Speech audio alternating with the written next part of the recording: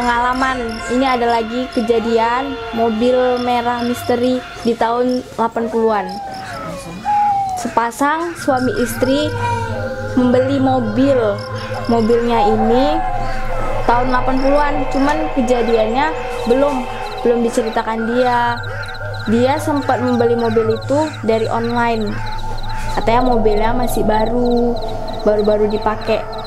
Tapi setelah dia membelinya yang harganya saya kurang tahu, di situ dia ngalami kejadian aneh. Kayak mobilnya ini mati tiba-tiba di tengah jalan. Di saat hujan deras, mobilnya mati. Di depannya itu ada mobil truk, di belakang ada mobil truk. Nggak ada yang tahu, apalagi dia yang baru aja membelinya. Terus nggak sengaja dipakai dia untuk mengangkat barang atau pupuk yang mau dijual dia ke pelanggan. Jadi mobil itu udah bolak-balik masuk bengkel karena kebanyakan rusak atau kebanyakan mati. Ya wajar kebanyakan mati karena mobil 80-an. Mobilnya sih kayak mobil-mobil pickup biasa, cuman mobilnya ini beda, warnanya beda, mobilnya pun lain, BK-nya pun lain, kayak mobil misteri gitu. Cuman mobilnya punya cerita sendiri, kayak ceritanya dulu ini secara langsung memang ngelihatnya. Dia duduk di depan supir itu, dia duduk kayak tubuhnya besar kayak ibu-ibu, rambutnya diikat acak-acakan, keluar darah di sini darah sampai bawah darah. Dia merhatiin saya, udah merhatiin gitu. Dia kayak mau nyeritain. Dari pandangan matanya saya bisa ngeliat pasti dia ini punya kejadian masa lalu yang tragis di situ. Jadi dia mandangin mata saya, ngeliatin saya pun ngeliatin dia. Gak terlama putus kontak matanya sama dia.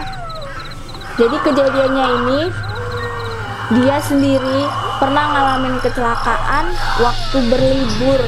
Gak tahu berlibur ke pulau mana, berlibur sama keluarganya. Tapi dia yang jadi korban kecelakaannya. Keluarganya luka-luka, dia sendiri yang meninggal di tempat. Di situ dia shock berat, nggak tahu mau ngapa-ngapain, cuman diem aja karena dia udah nggak jadi manusia lagi, udah makhluk halus gitu. Dia di situ dendam sama yang nabrak dia, cuman yang nabrak dia ini nggak tahu siapa, masih ketutup sama kayak ada yang nutupin dia gitu. Buat ngebongkar semuanya dia nggak bisa, jadi dia minta bantuan saya. Saya cuma bilang sama dia dari hati saya, maaf ya Bu, saya nggak bisa bantu Ibu, saya nggak bisa apa-apa. Tuh saya bilang sama dia. Jadi dia marah sama saya. Kayak dia itu tiba-tiba ngenunjukin mobilnya ini terbang ke angkat, cuma saya yang bisa ngeliat sendiri. Terus saya cerita ke mama saya bilang, mah itu mobilnya kenapa kok kayak terangkat? Mana sih, nggak ada terangkat. Itu saya bilang. Terus mama saya bilang nggak ada, mungkin salah lihat kau gitu. Ya udah, jadi saya lihat lagi, loh kok nggak ada, kok jadi diam di situ. Tadi terangkat. Saya bingung sendiri. Udah bingung, saya masuk ke rumah, duduk di situ sambil ngelamun kejadian tadi. Jadi dia datang nyamperin di depan. Kaget dia ngomong gini, mau bantu saya atau saya celakai keluargamu? Dia bilang kayak gitu. Saya panik. Saya bilang, maaf ya Bu, saya nggak bisa bantu Ibu.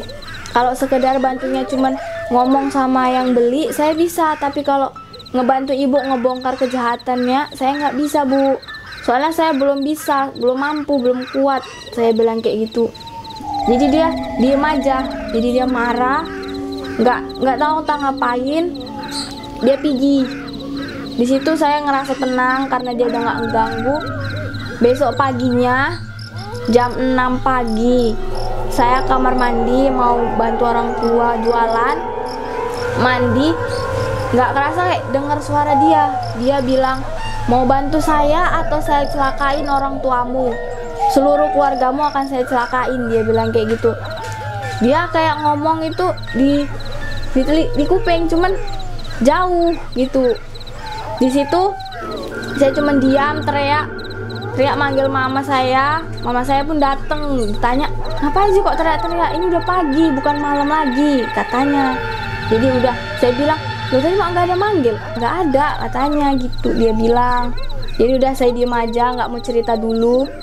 Terus di tengah jalan saya mau ke jualan, dia muncul di sebelah saya, neokin saya, merhatiin saya diem aja. Mungkin dia bakalan jerah sendiri, capek sendiri, mau gangguin saya. Udah gitu, udah diem. Terus minggu nggak terlama lagi dia nggak ganggu, tapi ngeganggu orang yang beli mobilnya ini. Terus orang yang beli mobilnya ini datang ke rumah nanyakan, yes itu kenapa mobilnya om kok bolak-balik mati hidup, bolak-balik masuk bengkel. Teruslah saya bilang, saya cerita sama pemilik mobilnya, gini ya mbak, mobilnya itu kayak udah lama cuman diperbaikin, tapi mesin-mesinnya masih mesin lama. Dia ini mobil tahun 80-an, yang mobilnya ini udah lama kecelakaan, cuman diperbaiki, dibagusin. Pemilik mobilnya ini keluarga dekat dia, kerabat dekat dia, jadi dijual karena pemilik mobil ini butuh uang gitu. Jadi kayak dia ini balas dendam sama yang buat dia kecelakaan, buat keluarga dia tuh luka-luka, cuman dia sendiri yang meninggal. Dia balas dendam, tapi dia nggak mau disampein gitu, tapi nggak mau disampein. Terus dia ini kayak mau berbuat jahat, cuman mbak kan tahu Tias ini kan orangnya takut gitu ya kan, dia berbuat jahat ngelukain orang-orang terdekat gitu. Jadi ya Tias bilang aja, maaf ya bu, Tias nggak bisa bantu, udah gitu aja. Tapi dia nolak, dia marah. Terus nggak terlama ya udah ya buat kekacauan gitu. Jadi udah di situ saya kasih tahu sama pemilik mobilnya, dia diem aja. Terus dia ngelapor gitu. Nggak terlama mobilnya itu pun kecelakaan, nggak tahu kecelakaan apa, pokoknya kecelakaan, dimasukkan ke bengkel lagi, diperbaiki lagi, mau dijual lagi. Di situ udah dijual, kejadian aneh pun nimpa lagi. Kayak dia masih ganggu, masih di situ berkeliaran, masih di rumah sebelah berkeliaran. Karena pemilik rumah ini tetangga depan gitu, jadi dia berkeliaran di situ, nggak bakalan pergi sebelum ada yang ngebantu.